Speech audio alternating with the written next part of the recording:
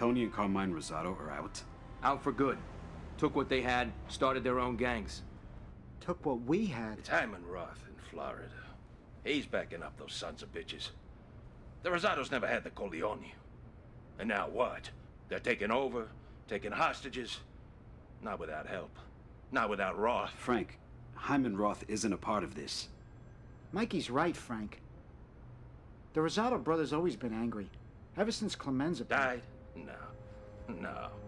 That was no heart attack. In any case, that's the situation. We know they're running sanitation and construction, and we know Carmine's fixing fights. Yeah, and whores, too. Ain't that Roth's game? And La Vegana, junk, dope. I want them dead. Frank Pentangeli. You've been loyal to this family for years. I know, Michael. But after Cuba, my business with Hyman Roth is very important. These accusations aren't fair to him or me. Fair? You give your loyalty to him before your own blood? Come on, Frankie. You know my father did business with Hyman Roth. He respected him. Your father did business with Hyman Roth. Your father respected Hyman Roth. But your father never trusted Hyman Roth. Are you through? Good. Dominic, stay focused on the Rosado brothers. Carmine's weak. Always has been. Send them a message. Prove to me that I was right about you.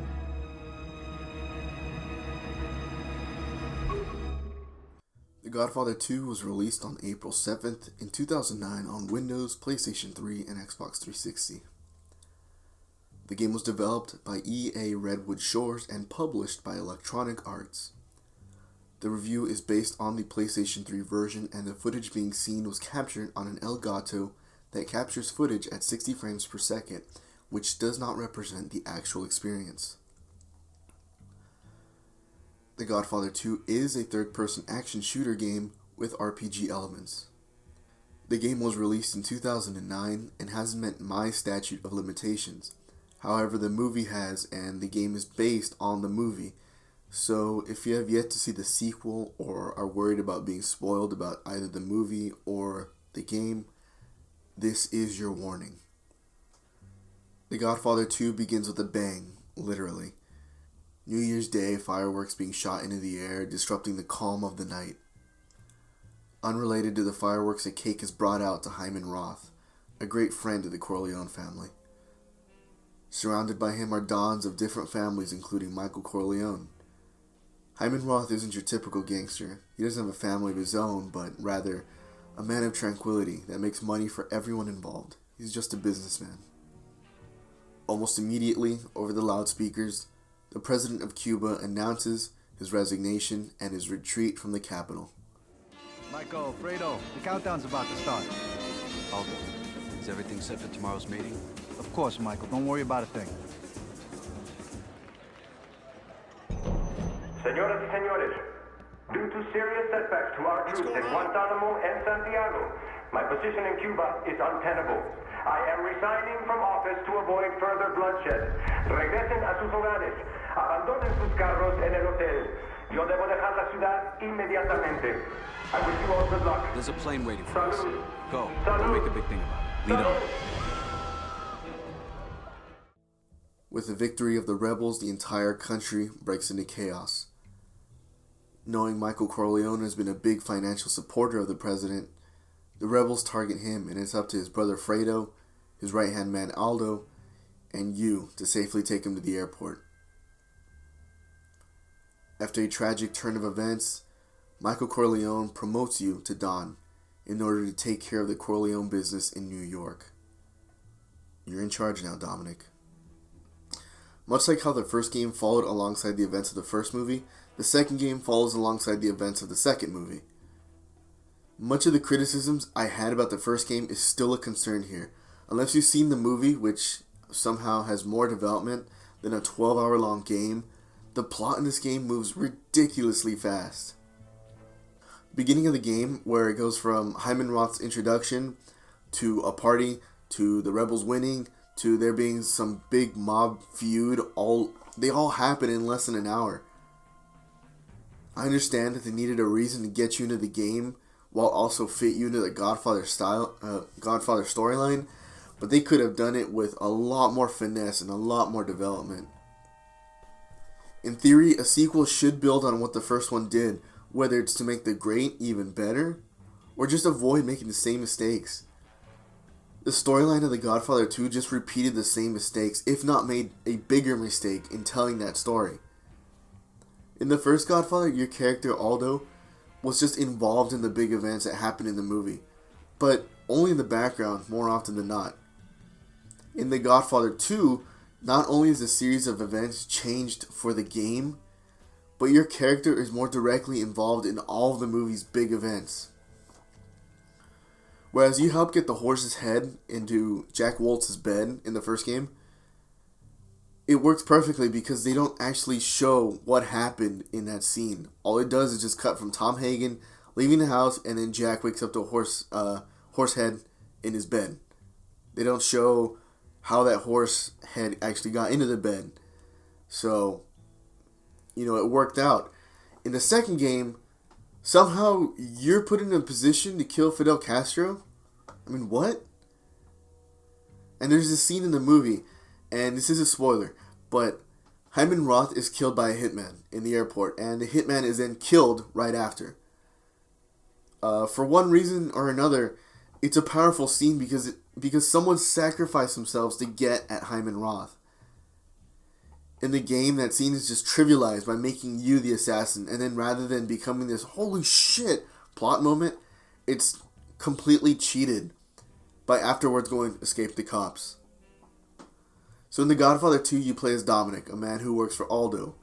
Aldo is actually the character you play as in the first game, even though he's never referred to by name in the first game. It's always, hey kid. That was actually pretty cool, albeit in a trivial way. Trivial because in this game, Aldo could have been replaced by literally anyone else. And in the first game, a cardboard box seemed to have more personality than him. But if you played the first one, like I did, you knew his journey, and I guess it's cool they doubled down by having him here. Dominic has much more of a personality than Aldo ever had in the first game, but by no means is he memorable. Another complaint I have about the writing is dialogue. Once again, they jam lines from the movie into the game. However, there is a tiny improvement in that they lessened the number of lines that they just jammed into the game, and the ones they did jam in, they more or less made sense, in their context. The voice acting is pretty bad from the main characters. Unlike the first one, only Robert Duvall came back to voice his original character, Corleone family lawyer and consigliere Tom Hagen. Everyone else had a voice actor hired to imitate the original voice. Hyman Roth has probably the worst voice actor of the bunch. It sounds like an awful impression of Christopher Walken, at worst, and at best, like a young guy doing an old guy impression. Better be correct. I am always accurate about my age. May you live to 100, Mr. Roth. Congratulations. Cheers. Salute. Well, the doctors might disagree, but what do they know? These are wonderful things we've achieved in Cuba. This government knows how to help business, to encourage it. The hotels here are bigger and swankier than any of the rug joints we put up in Vegas. Not all hotels. Michael Corleone's accepted, of course. But the point I'm making is this, that now we have what we have always needed. Real partnership with a government. Salute. Cheers. Salute. And at the time of my retirement, I turn over all my interests in the Cuba operation to you, my partners. To the Corleone family and Aldo Trapani, the Hotel Capri. Grazie. The Nacional will go to Rico Granados, and the Sevilla Biltmore to Samuel Mangano, here with us all the way from Sicily. The rest of you will also share in handling my non-casino operations. Gentlemen, rebels and petty criminals are Cuba's past. Fredo Corleone has the calmest voice ever, and it doesn't sound well when it's a moment of high tension. In the movie, he does have a calm demeanor, but the actor is obviously good at what he does, because in the movie, he's the older brother that's overlooked because he tends to be a simpleton. so he's always just accepting it. However, in the game, because there is no development and the voice acting is all, it's just off for him. He in the game he just sounds defeated all the time. Your character's delivery isn't as ass-kissing as the main character from the first one, but it never really rises or lowers in tone. His tone remains the same, and for those few moments where there is emotion, his body doesn't support that line. And the main character of the movie, Michael Corleone, is almost always deadpan as well. I know the character of Michael Corleone is pretty badass, but Al Pacino brought him to life.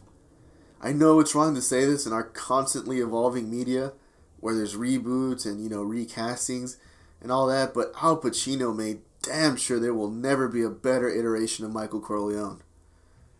When the bar is set so high and then you follow the act with some subpar acting, it looks worse than what it is. Michael, what are you doing here? I didn't tell anyone I was coming. I came to speak with you about the Mangano family. So Tom already told you. Good.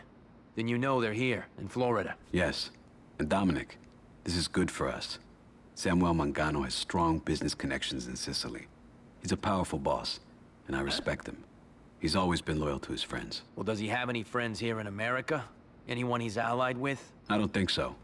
I suspect Samuel's entire Florida operation is being bankrolled by him alone. That's a big risk, especially with the Granados so nearby. It's a risk he doesn't have to take. I'm gonna meet with them, set up a truce between our families. Don Mangano sounds like someone I want to have on my side. Good. But if things don't work out with Mangano, just walk away. Don't cross him. If he doesn't agree to the truce, so be it. But don't make him your enemy. Samuel is not someone who forgives easily. There does happen to be an actual radio this time when you get in the car, so it's not the constant Godfather theme every time you get into the car like in the first one. The problem is that the radio works when it wants to. For some reason, some cars just don't play any music. The score of the game is a little more varied, but just like in the first one, when you have the beautifully composed love theme from The Godfather, you can tell what was made for the video game soundtrack because it all just sounds corny. It sounds awful.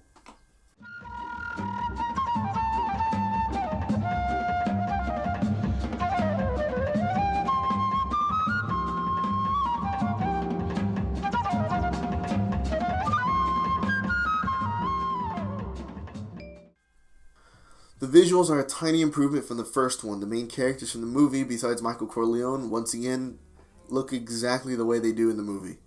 There's never a doubt of who's who. I mean, even the main character from the first game, when he appears in this game, looks older, but still somewhat the same.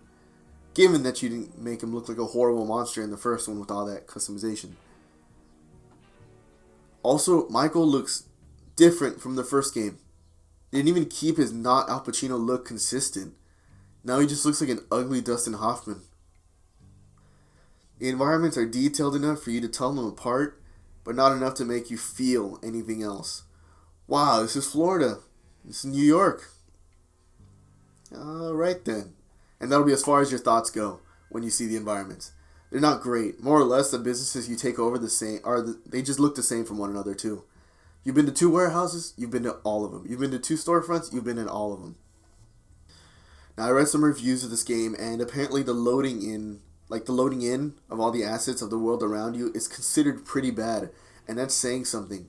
I don't really consider that too much of a criticism just because most open world games during the PS3 era had that. You know, where you drive so fast everyone can be seen loading in and out of reality.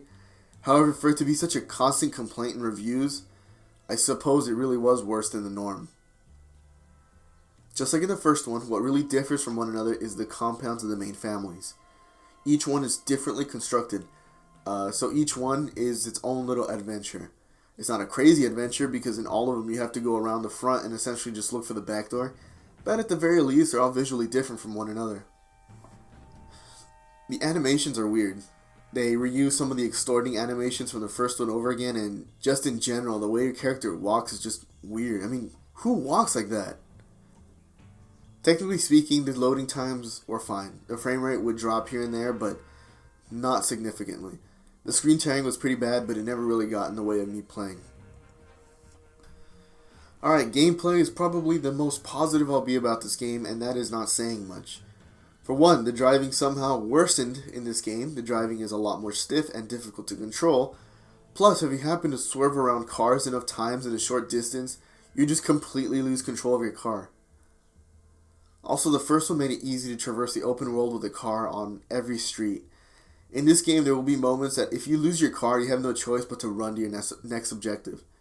I'm pretty sure New York had more cars than this game represents back in the 60s. The gunplay is pretty much the same. You lock on, you shoot, you kill. Taking over rackets and businesses is also essentially the same from the first game. You wipe out all the enemy guards and then you extort the business owner. You can do this alone or you can go in with your crew. Yes, in this game you are finally given the crew a man of your rank deserves. This is where the RPG element of the game comes into play. In creating your family, you have 4 slots for soldiers, and then from those 4, you can promote a soldier to a capo regime, and you can have 2 capos max, and then from those 2, you can promote 1 to be your underboss. So 4 to 2 to 1. Each person you hire has a specific talent or ability. The medic ability can revive your crewmates or you on the battlefield. The lockpick can open locked doors and safes. All the abilities are self-explanatory: arson, demolition, engineer, etc. When you hire someone, they first come into your family as a soldier. If you promote them to capo, they can learn another ability. If you promote them to underboss, they can learn yet another ability. So by the end, you can have one of your men who will possess the abilities of 3 soldiers. This is useful because for some dumbass reason, you can only have 3 crew members along with you out of the 7 you have altogether. In the first one, you can only upgrade yourself with skill points. The sequel did away with all of that, and money rules the upgrading game. It really feels cheap and tacky. The skill points took forever in the first game, and it really wasn't that inventive, but at least it didn't feel so lazy. What's worse is that your character's upgrades are exactly the same as your men's upgrades, which doesn't make you feel special at all, and normally your character should, at the very least, should feel better than the rest. Now in the first game, when you took over a business, that was the end of it. Once you had it, it was yours forever. In the second one, unless you've destroyed the compound, there is a chance an enemy family will take it back. If you have men you're willing to part with, you can actually send them to defend it, otherwise you have to go yourself. To help in these defenses, you can hire a certain number of guards for each business. If 3 men are attacking a place with only 2 bodyguards, you might have to part with your entire family. But if 3 men are attacking a place with 20 bodyguards you hired, you might not have to send anyone to defend. And each business is also part of a crime ring. For every crime ring you dominate, you get a special ability to help you in your fight. If you get the prostitution ring, guards' cost goes down dramatically. I believe it goes from $100 a day to $65 a day, and it really does help. If you get the chop shop ring, you get access to armored cars, which is useful in car chases that rarely happen. These crime rings can also give you incendiary bullets that go on fire. And you can also get bulletproof vests. While the armored cars and incendiary bullets are cool, the vests that reduce damage and the bullet belts that allow you to carry more ammo, it just looks ugly on your character. Because your character and his clothing is customizable. However, when there's a big black vest and a bullet belt essentially covering up your torso, what good is the customization? The game tells you that strategy is important and that you should think one step ahead of the enemy, but that's really not necessary. Mostly because the game is extremely easy. The game offers examples like, if you want to weaken a family, kill a capo, bomb a business, take over a crime ring, and that will make it easier to defeat your enemy. None of that is necessary. You can essentially be a hitman and kill members of the opposing family, which supposedly makes the game easier because these members lead the attacks on your businesses, and they will defend the family compound when you attack. So killing them lessens the attacks and makes taking the compound easier. The problem is that if you destroy the compound, they are all automatically killed anyways. And to kill them one by one is more trouble than it's worth. To kill a member of another family, you have to do a favor for a person, do the favor, and then you have to kill that person in a specific way because it has to send a message. Otherwise, they just go to the hospital and you have to try again. It just isn't worth it. The game is just too easy to have to go through all that. Destroy the compound and you kill them all in just one easy explosion. And the only difference between them and regular enemies is that they have more health. That's it. Another strategy is to bomb a business, but that's pointless because it's easier to take a business than it is to bomb it. Bombing it disrupts their business, yeah, it might disrupt their crime ring, but that literally doesn't matter. If you bomb it, it's closed for a day, and then you can't take it. Taking over a crime ring to give you an edge helps, but I never specifically took over businesses to take over a crime ring. I always just got those businesses by accident. Or sorry, I just got those crime rings by accident. I just went to the closest business, regardless of who owned it, and then took over. The game with all these little details in your men, who you promote, how you defend your businesses, it all just boils down to rinse and repeat. Go to business, shoot enemies, take over. Business, enemies, take over. Go, shoot, take. Go, shoot, take. Go to business, shoot enemies, take. It's literally the same thing over and over and over and over and over again. The game has a lock-on ability when you're shooting that throws the word challenging right out the window. The first game forced me to constantly find cover whenever I could, but in this one I only took cover once every 3 hours. With the lock-on ability and the constant regenerating health and the medic bringing me back if I ever went down, there was literally no point in trying to be careful. The game isn't just easy, but it's pretty buggy too. Sometimes the people you're supposed to extort never appear because they might have fallen through the world. Other times, like for me, a business was being attacked, so I went personally, as it was just around the corner. To ensure I was given some time, I sent a soldier to help defend while I was heading over there, because there is no fast travel in this game. When I arrived, the soldier I sent was running around in circles around the entire building, and when I went inside the building, there were no enemies. However, the game still assumed that the establishment was being attacked. So I was just standing there, waiting for the non-existent attack to end. Another bug that happened was when I ended up taking over the entire map. Like in the first one, I stopped doing story missions and just jumped right into the open world and took over all the businesses. And then when I did, I went back to the story missions, and after a mission or two, I got another mission which said, expand your empire. The problem was that I already did it, and I guess the game didn't detect that, so I was just left to free roam in an open world with nothing to do. Luckily, both of these times, a simple restart fixed it. When it came back to the place being under attack, the enemies were actually present.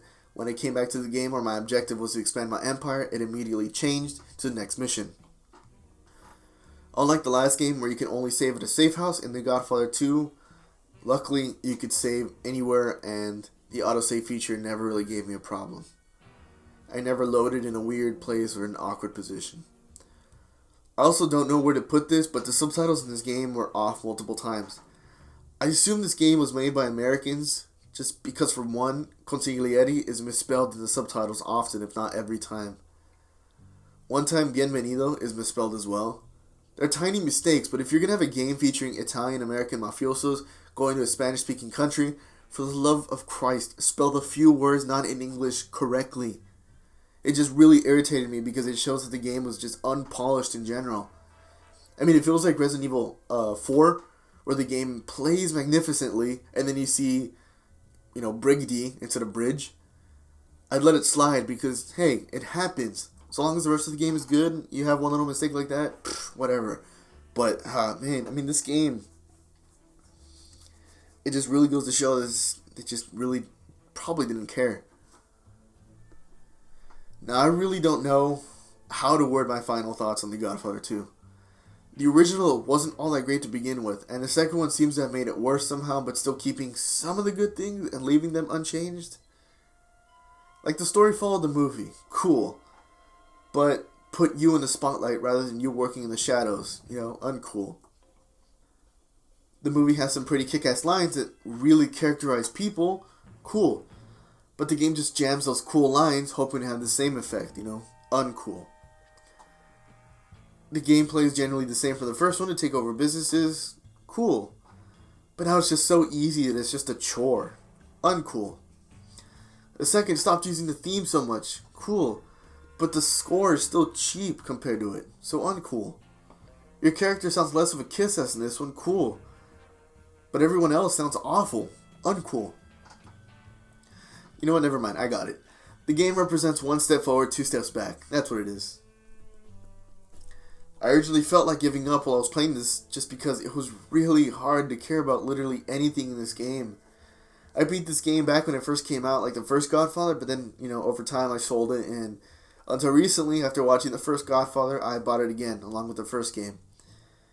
I can't remember what I felt playing this as a kid, and to be fair, I don't know how I feel now. I probably won't be playing it again for a third time, ever.